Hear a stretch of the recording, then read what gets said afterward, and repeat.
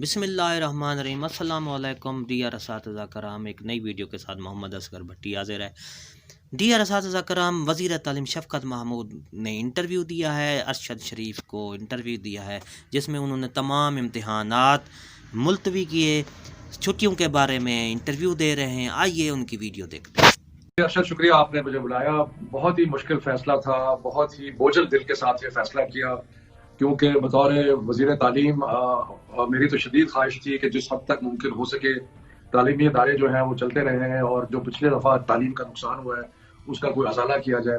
لیکن بدقسمتی سے جب آج ہم نے منسٹرز آف ہیلتھ سارے صوبوں کے آئے اور ان سے سنے اور اعداد و شمار دیکھے، اور جس طریقے سے بیماری میں اضافہ ہو رہا ہے اس کا تجزیہ کیا، اور تو ہمیں لگا کہ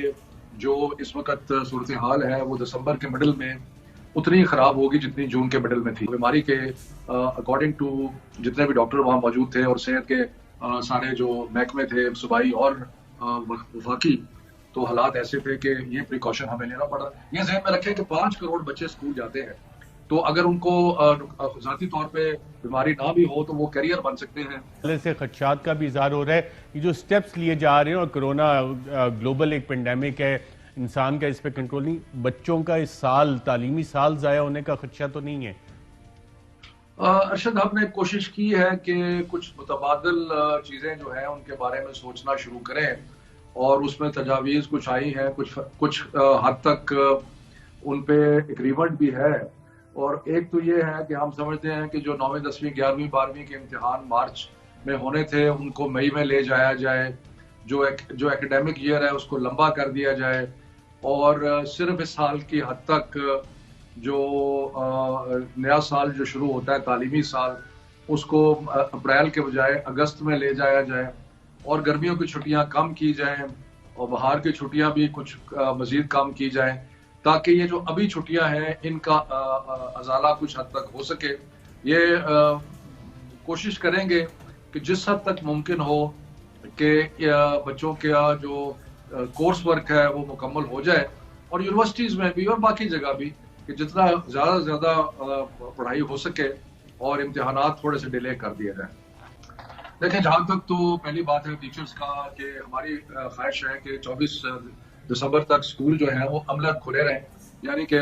ٹیچر آتے رہیں، اسٹوڈنٹس نہ آئیں، اور وہ اپنے آن لائن جو پڑھائی ہے وہ کرواتے رہیں، اور اگر کوئی بچہ ہوم ورک لے کے آتا ہے اس کو چیک کرتے رہیں۔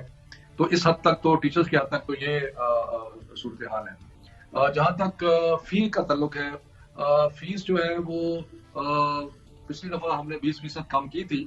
ان مہینوں کے لیے کہ جو اسکول بند رہے تھے۔ اب اس میں سردیوں کی چھٹیاں کا بھی بیچ میں آ گیا، میرا خیال ہے کہ اس کے اوپر ہم غور کریں گے، لیکن ابھی نہیں، کیونکہ یہ ضرور ذہن میں رکھیں ارشد کہ جہاں پہ اسکولوں کے ایک پوری جو اکانومی ہے اس میں اگر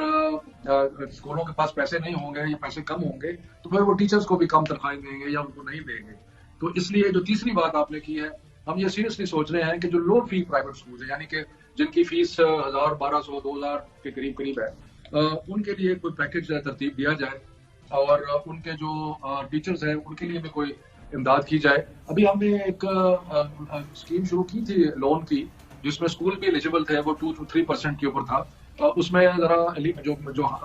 زیادہ فی پے کرنے والے اسکول ہیں انہوں نے کوئی فائدہ بھی اٹھایا، لیکن اب لو فی پیئنگ اسکولز کے لیے بھی ہم کوئی ایسی قرض حسنہ یا ایسی کوئی اسکیم کے بارے میں سوچ رہے ہیں جس کے تحت ان کی مدد بھی کی جا سکے، اور اساتذہ جو ہے ان اداروں میں پڑھتے ہیں ان کی مدد کی جا سکے۔ امن صاحب، وزیر تعلیم سندھ کی طرف سے غالباً یہ بیان ہے کہ اس دفعہ جو اسکول پرفارمنس ہے اس کی بیسس پہ شاید پروموشن نہ ملے، ایگزامز لازمی ہوں گے۔ جو کیمبرج ایگزامینیشن سسٹم کا لاسٹ ایئر بھی سلسلہ ہوا تھا، اس حوالے سے بھی اس پہ کچھ سوچ بچار ہوئی ہے کہ ان سے بھی کچھ بات چیت ہوگی، یا کہ وہ افیکٹ نہیں ہوگا سسٹم؟